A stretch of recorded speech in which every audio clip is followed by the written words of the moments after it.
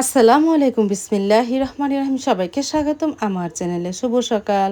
সকালে নাস্তাটা তৈরি হয়ে গেছে আলু ভর্তা, পান্তা ভাত আর পেঁয়াজু। আর এদিকে মাকে দিলাম রুটি আর গতকালকে তরকারি আছে পাঙ্গাস মাছের, তাই দিয়ে গতকালকে তো কোনো ভিডিও আপলোড দিতে পারিনি কারণ অনেকটা কাজে ব্যস্ত ছিলাম। গতকালকে ভিডিও আপলোড দেওয়া হয়নি।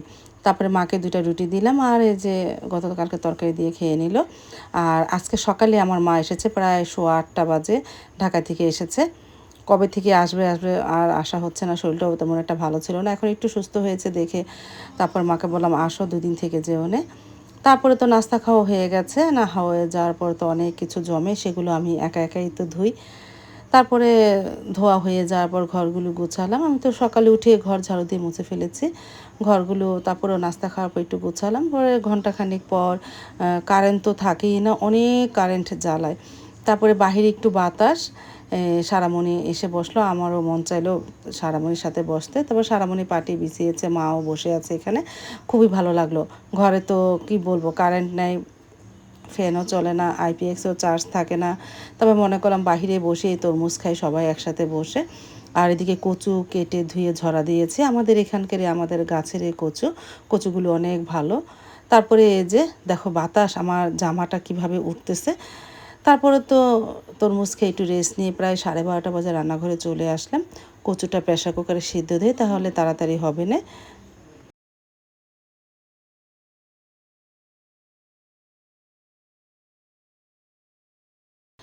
তারপর তো কচু সিদ্ধ হয়ে গেছে, দেখো হাত দিয়ে ডলা দিলেই গলে যায়। আজকে কচু ভাজি করব, শিং মাছ দিয়ে করলা দিয়ে রান্না করব আর ভাত, এই দুপুরের মেনু। আমি শিং মাছটা ধুয়েছি, আবারও ভালোভাবে ধুয়ে নেব, না সাথে 2টা আলুও দিয়েছি।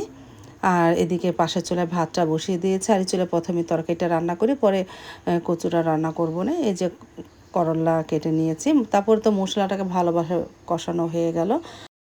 পাশের জন্য তো ভাতটা ঠেকা দিয়ে কচু সিদ্ধ করে নিয়েছিলাম, প্রথম এক নামিয়েছি, আরেকবার দিলাম, 2 ভাগে কচু সিদ্ধ করলাম, একবারে দেওয়া গেল না। আর মশলাটা কষানো হয়ে যাওয়ার পর আমি শিং মাছ আলু একসাথে কষিয়ে নিই। তোমরা অনেকে আমাকে বলো আপু তোমার শিং মাছ ধোয়া হয় না, আমার ধবধবা ধোয়া পছন্দ না, সাইদুল বাবাও তেমন একটা পছন্দ করে না। আমি ডহিতে মানে মাটির ডহিতে কাছতে কাছে যতটুকু ময়লা যায় আমি অতি সন্তুষ্ট, আমি আর বেশি ধপধপা সাদা করি না। তারপরে তো শিং মাছটা ভালোভাবে কষানো হয়ে যাওয়ার পর তারপর পানি দিয়েছিলাম, এখন বলক আসার পরে করলাগুলি দিয়ে দিলাম, আস্তে আস্তে জালে করলা দিয়ে শিং মাছের ঝোলটা রান্না করি। আর এদিকে তো এই ফাঁকে আমি পেঁয়াজও কেটে রাখতেছি, আমি তো 2-3 দিনের পেঁয়াজ একসাথে কেটে রাখি, মানে ছুলে রাখি। তারপর তো কচুটা সিদ্ধ হয়ে যাওয়ার পর নামিয়ে রেখেছি, এখন কচু বাগার দিব। শুকনো মরিচ দিলাম, পাঁচফোড়নের গুঁড়া দিলাম, আর পেঁয়াজ আর কাঁচামরিচ দিয়ে দিব। দিয়ে আস্তে আস্তে পেঁয়াজটা হালকা ভেজে নে। আর কচু ভাজিতে যতটা পেঁয়াজ দেবো ততই খেতে মজা।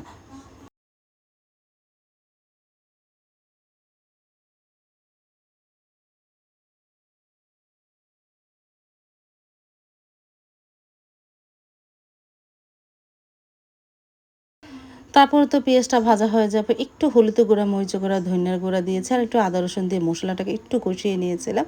তারপরে কচুটা দিয়ে এখন মশলার সাথে ভালোভাবে মিক্সড করে নিই, আর পানি দেবো না। আস্তে আস্তে এই কচুতে যতটুকু পানি আছে এই পানিতে আস্তে আস্তে কচু ভুনাটা হয়ে যাবে। আর কচু ভুনাটা করতে হয় আস্তে আস্তে জালে।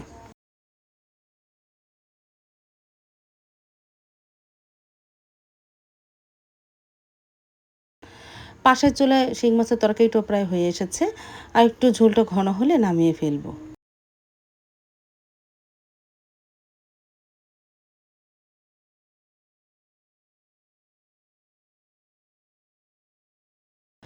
দুপুরে রান্নাটা কমপ্লিট হলো, ভাত, শিং মাছের ঝোল, লেবু আর কচু। তারপরে খাবারটা ড্রয়িং রুমে নিয়ে যাই, আমরা সবাই একসাথে বসে খেয়ে নিই।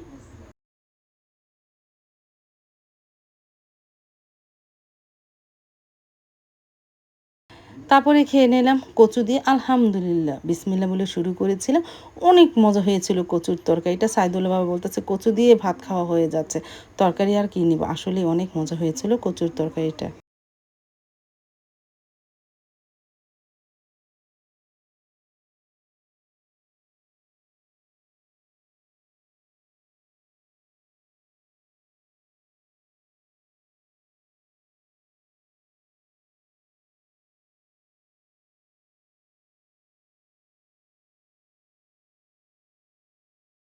দুপুরে খাওয়া দাওয়া করে আর তো কি বলবো, রেস্ট নিয়েছি। রেস্ট তো আর নেওয়া যায় না, যে গরম, কারেন্ট চলে যায় বারবার।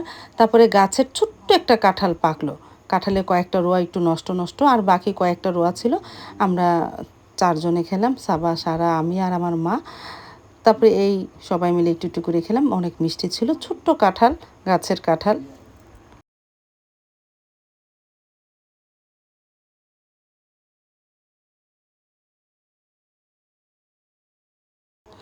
তারপরে তো চলে আসলাম রান্নাঘরে, একটু স্প্রিং রোল বানাচ্ছে, সাবা খাবে বলতেছে।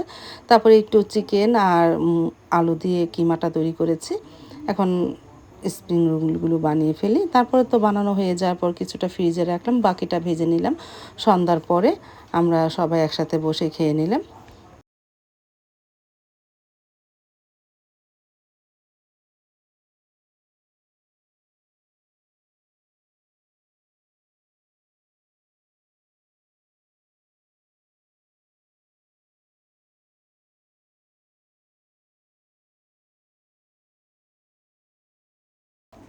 এই যে সবাই গরম গরম খেয়ে নিলাম, আলহামদুলিল্লাহ ভালোই হয়েছিল।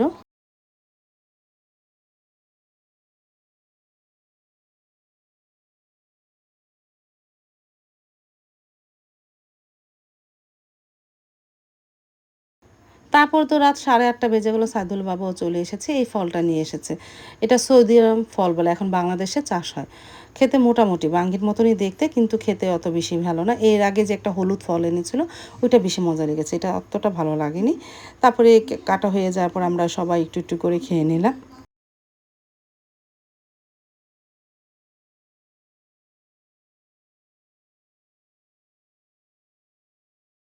আজ তাহলে এই পর্যন্ত, দেখা হবে আগামীকালকে নতুন আরেকটা ব্লগ নিয়ে। আল্লাহ হাফিজ, আসসালামু আলাইকুম।